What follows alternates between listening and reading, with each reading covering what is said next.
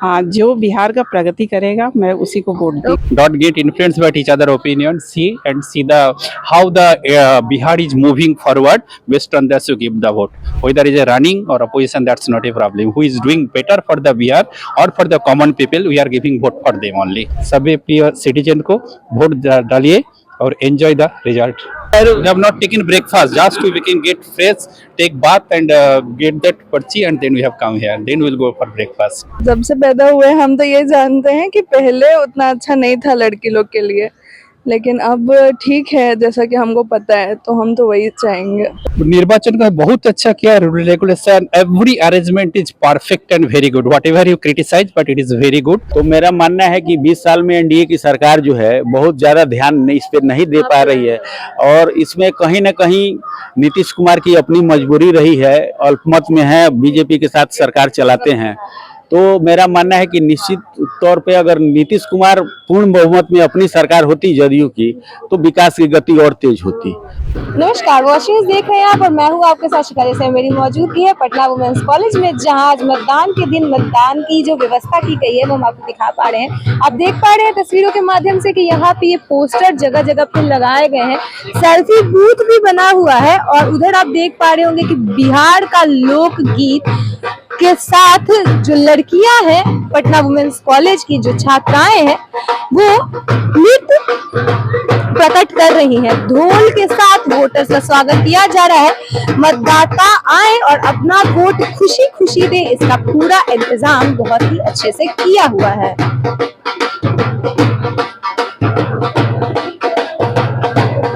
आइए जनता के बीच जाएंगे और जानने की कोशिश करेंगे कि इस बार वो किन मुद्दों को ध्यान में रख के अपना मत दे रहे हैं।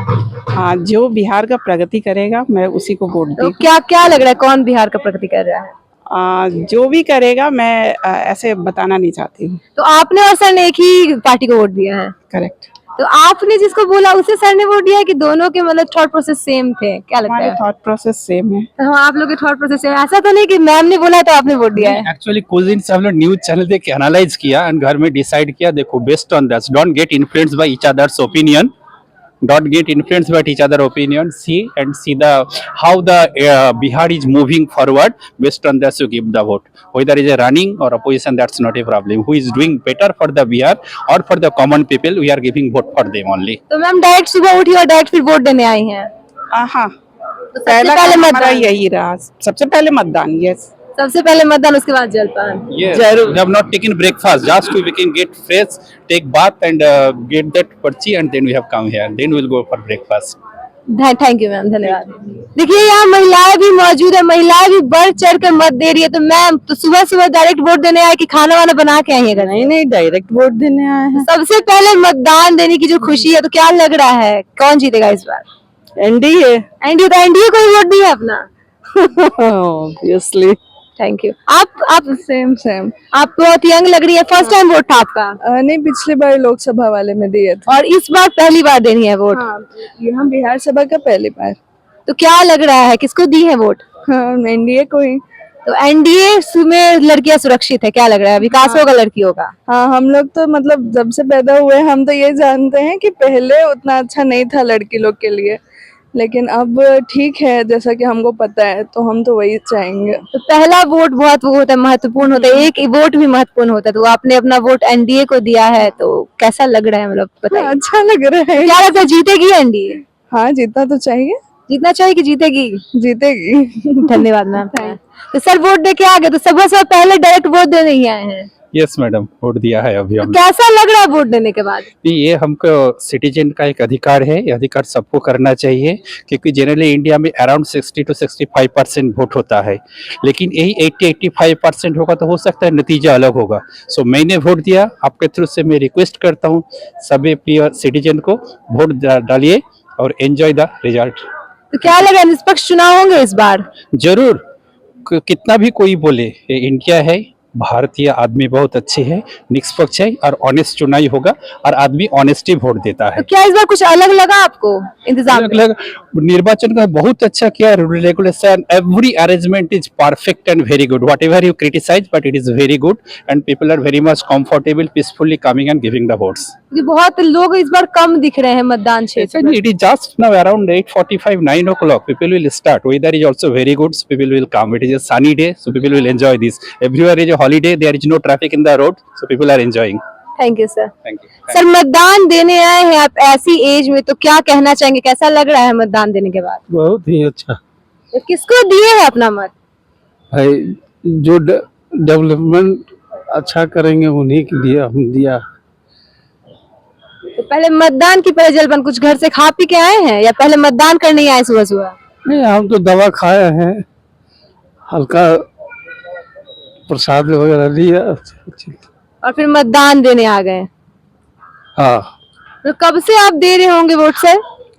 जब से हमारा एज हुआ है मतदान के लिए, उस समय से आ रहे हैं। तो क्या लग रहा है अभी का जो सिस्टम है, इस बार कुछ चीजें चेंज हुई, तो कुछ चीजें चेंज आपको महसूस हुआ? हाँ, ये हमको व्हील चेयर मिल गया है इनके प्रताप से। ये भेंट हो गए तो हम तो ऐसे ही आ रहे थे, लेकिन बोले कि नहीं अवेलेबल है। इस बार व्यवस्था अलग की गई है, हाँ, तो कि वोटर्स को कोई दिक्कत ना हो। ना ना, तो कोई परेशानी भी हुई सर वहां से अंदर जाने में? कोई दिक्कत, सभी लोग तत्पर थे। और ईवीएम में इस बार जैसे कुछ चेंजेस आया है कि नहीं? ईवीएम पहले ही जैसा है? वैसे ही है, कोई चेंजिंग नहीं। जैसे हमने सुना था कि अगर हम लोग वोट डालेंगे तो पर्ची निकलेगी, तो वो पर्ची वगैरह का प्रोसेस? नहीं, प्रदीप नहीं निकलती तो है। जैसा पहले ईवीएम था वो पिक्चर है, पिक्चर आता है, आप वोट दिए, पिक्चर आया, दैट्स ऑल। से दिया है इस बार वोट? अब ये नाम तो मैं डिस्क्लोज नहीं हाँ, करूँ। तो जब वोट देते हैं उस समय क्या मुद्दे सोच के वोट देते देखिए, हैं? मैं पटना हाई कोर्ट में एडवोकेट हूँ, तो मैं सबसे पहले तो बिहार में अपराध की स्थिति बहुत हद तक सुधर गई है, लेकिन अभी भी मेरा मानना है कि दूर दराज इलाके में बहुत सारे क्षेत्र ऐसे हैं जो पूर्णतः अपराध से मुक्त नहीं है। लोकल जो वहाँ के क्रिमिनल्स हैं उनको पकड़ने की जरूरत है, दंडित करने की जरूरत, जिस तरह यूपी में सरकार कर रही है उस तरह करने की जरूरत है। यूपी जैसी सरकार बिहार में एकदम चाहिए। निश्चित तौर पे बुलडोजर बाबा चाहिए। नहीं, बुलडोजर बाबा से मतलब ये नहीं है कि इनोसेंट आदमी को पनिश कर दिया जाए। मेरा मतलब मानना है कि जो अपराधी है उसको दंडित किया जाए। बुलडोजर से मतलब ये नहीं है कि बुलडोजर किसी पे चला दिया जाए। ठीक है, मैं एडवोकेट हूँ, न्याय दिलाता हूँ, इसलिए मेरा मानना है कि बुलडोजर जो शब्द है वही गलत है। बुलडोजर का मतलब ये नहीं है कि किसी को क्रश किया जाए। बुलडोजर उन लोगों पे चलना चाहिए जो भ्रष्टाचारी है, अपराधी है, उन पे निश्चित रूप से चलना चाहिए, न्याय के साथ चलना चाहिए। और बिहार में अब की बार चुनाव में जो सबसे बड़ी मुद्दा उभर के आया है पलायन का है, तो इस पे सरकार को ध्यान देने की जरूरत थी। तो मेरा मानना है कि 20 साल में एनडीए की सरकार जो है बहुत ज़्यादा ध्यान इस पे नहीं दे पा रही है, और इसमें कहीं ना कहीं नीतीश कुमार की अपनी मजबूरी रही है। अल्पमत में है, बीजेपी के साथ सरकार चलाते हैं, तो मेरा मानना है कि निश्चित तौर पे अगर नीतीश कुमार पूर्ण बहुमत में अपनी सरकार होती जदयू की, तो विकास की गति और तेज होती। और मैं आशा करता हूं कि भविष्य में नीतीश कुमार मुख्यमंत्री बने, तो इस पे ध्यान देने की जरूरत है। बहुत सारे उनके प्रमुख जो मंत्री हैं, विधायक हैं, उन पे भ्रष्टाचार का आरोप लगा है, और अगर भ्रष्टाचार का आरोप प्रशांत किशोर जैसे लोग लगा रहे हैं तो निश्चित रूप से ये गंभीर चिंता का विषय है, इसकी जांच होनी चाहिए। और मैं सरकार से, आने वाले सरकार से आग्रह करूंगा कि इस तरह के लोग को मंत्री नहीं बनाया जाए जो अपराध में या भ्रष्टाचार में लिप्त हैं। किसी पे सम्राट चौधरी की बात कर रहे हैं आप? नहीं, मैं सम्राट चौधरी की बात नहीं कर रहा हूँ। बहुत सारे लोगों पे प्रशांत किशोर ने लगाया, मंगल पांडे पे लगाया है, सम्राट चौधरी पे लगाया है, आपको अशोक चौधरी पे लगाया है। ऐसे बहुत सारे लोग हैं जिनका खुलासा उनको करना चाहिए था लेकिन कर नहीं पाए हैं। तो ये बहुत गंभीर मुद्दा है, इस पे ध्यान देने की जरूरत है। और आशा करता हूं कि जो भी सरकार आए, विपक्ष की आए या एनडीए की आए या राजद की सरकार बने, इस पे ध्यान देने की जरूरत है। सबसे जरूरी है पलायन का मुद्दा, उसको रोका जाए। बिहार में औद्योगिकरण हो, तेजी से हो। जो यहाँ के युवा 12,000 15,000 का नौकरी करने के लिए बाहर जा रहे हैं और धक्के खा रहे हैं और वहाँ खराब जिंदगी जी रहे हैं, उससे निजात दिलाई जाए। धन्यवाद सर। तो ये आपने सुना जनता की राय। जनता का कहना ये था कि हम सुबह उठे और बस मतदान करने के लिए मतदान केंद्र पर आ गए, क्योंकि ये हमारा हक है और हम उम्मीद करेंगे कि निष्पक्ष चुनाव हो। और इस बार की तैयारियों से भी जनता बहुत ही खुश नजर आ रही है। तो ऐसी और अपडेट्स के लिए बने रहे हमारे साथ, देखते रहे वॉच न्यूज़। धन्यवाद।